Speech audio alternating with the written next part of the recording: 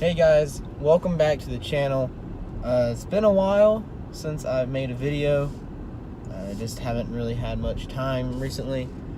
But I have kind of a cool video today. Actually reviewing the 2019 BMW X3.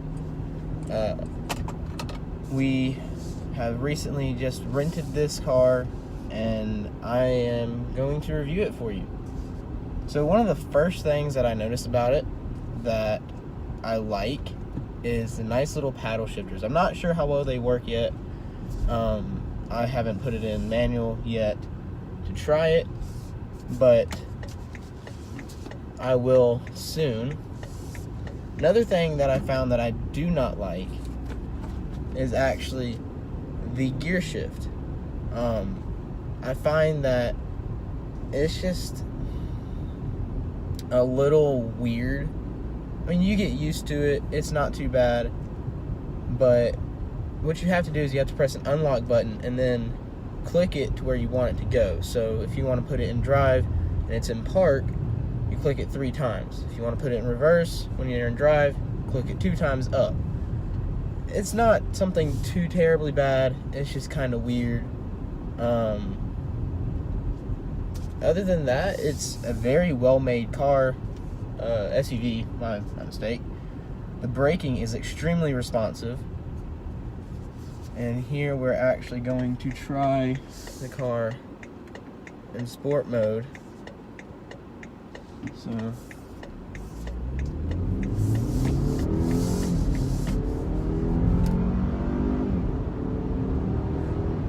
definitely a much quicker takeoff than normal. I was not expecting that. This is the base model. It comes with a 4-cylinder 2.0 turbocharged, and I'm not sure how much horsepower it gets out. It is, however, a very nice car, very well made. The fabric used in it is very nice. It's a very comfortable feeling car. One that I could definitely keep driving. Sorry guys, the sun keeps getting in my eyes. Everything about it so far is just beautiful. It's a well-crafted car. When I park it again, I'll show y'all what I mean. Nice upholstery, nice wood. I'm going to try the manual here in just a second. When I come to the stop, I'm going to shift it.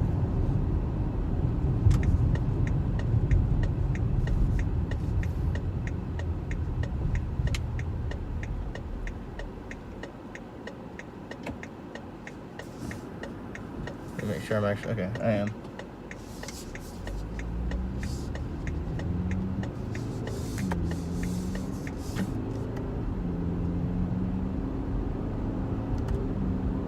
It's actually a very quick response for the manual shifters, the paddle shifters. I'm actually quite impressed. And it does come with an 8-speed automatic, so it is actually very fun to shift because you just keep going.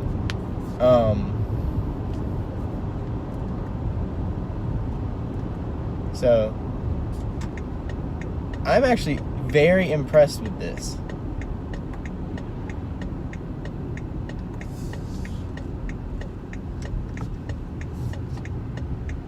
And this is actually a very nice car.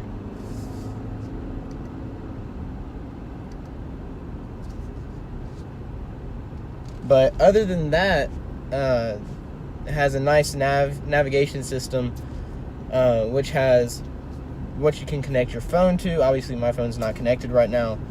And then you have the date, communication, where you can make phone calls. And then your car, which it gives you the average miles per gallon that you have. And then I think the overall miles per gallon of the entire time it's been driven.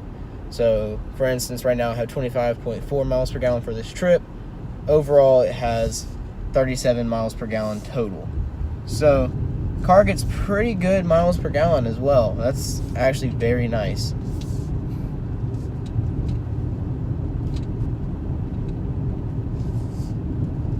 It handles very well. I don't feel much in the way of body roll. It handles like a dream. I'm going around a pretty curvy road, not going too fast because don't want to be breaking the speed limit.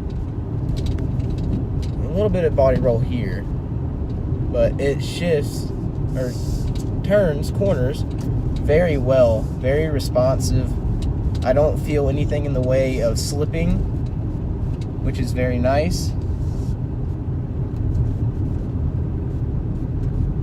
And it just handled that turn, that very sharp turn, very well. Going about 40, 45, so it's handling extremely well, especially for an SUV.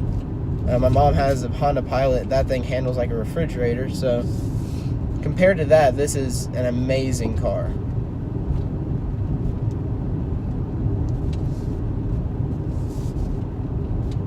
I think that this is probably one of the top SUVs you can buy. It's a nice compact car or SUV. Nice compact SUV, not too big, but you have plenty of space inside. And it obviously has the power you could want in an SUV, where you can also take it out and just have some fun. Overall, I would give this car a very high rating. The digital digital speedometer and odometer and everything is just, it's beautiful. Everything just adds to the car.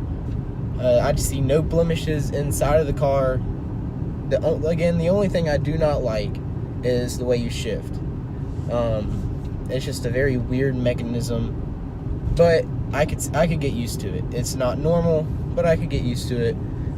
The parking brake is right in the middle right here, which is becoming standard. You have a park assist button. It's overall just a very well-made car, SUV. So we're going to go down here for a second. I'm going to turn around and I'm going to put it back in sport mode.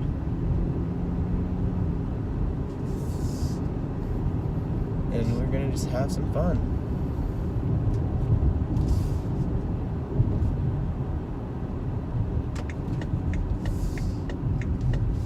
The braking again is extremely responsive, which is very good. After you get used to it, the first couple of times of braking, you get adapted to it. You can brake on a dime if you need to, or you can come to a very nice, calm stop. That is a very, very good thing to have.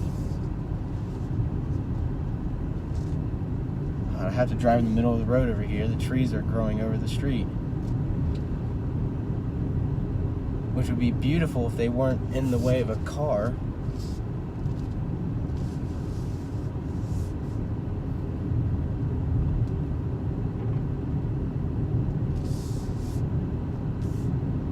Looks like it has USB ports, has a very nice separate AC unit for both sides. You can control both sides differently.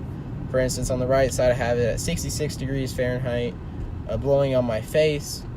With the other side, it's 66 degrees Fahrenheit, blowing on the face and feet. How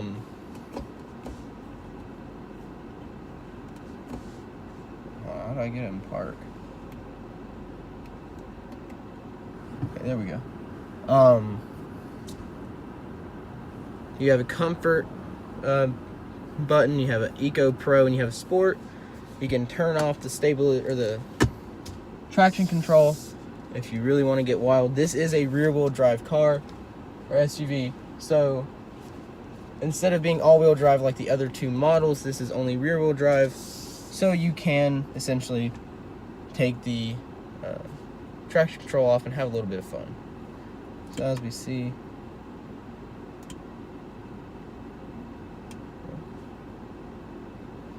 I don't know. Okay, so we're gonna put it in sport mode real quick. Gonna line it up for one. Make sure no one's coming behind me. And then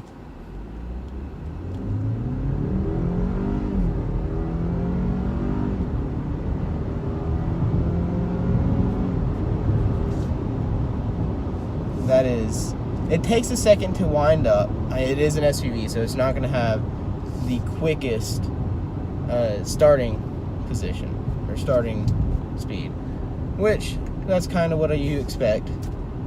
But what's really nice is when you put it in sport mode, as I'm doing now, it tells you what gear you're in. Does not have a digital odometer reading, but it does have a digital speedometer reading, which is really nice because obviously sometimes it's very strange to try and pay attention to the analog speedometer reading. When you have the numbers right in front of you, you can go ahead and tell how fast you're going. It is a very nice thing to have. It also, I did not notice this before, it has got a little compass on the very bottom to tell you which direction you're going.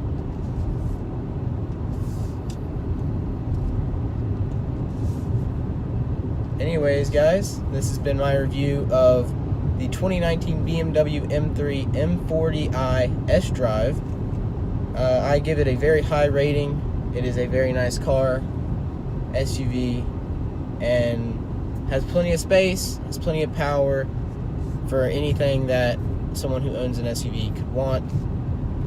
And yeah, overall, probably at around a 9 out of 10. It's a very beautiful car, well made, perfect power proportion in my opinion, has very good handling, and the braking is impeccable. Anyways, guys, this has been all from me. I'll talk to you all later.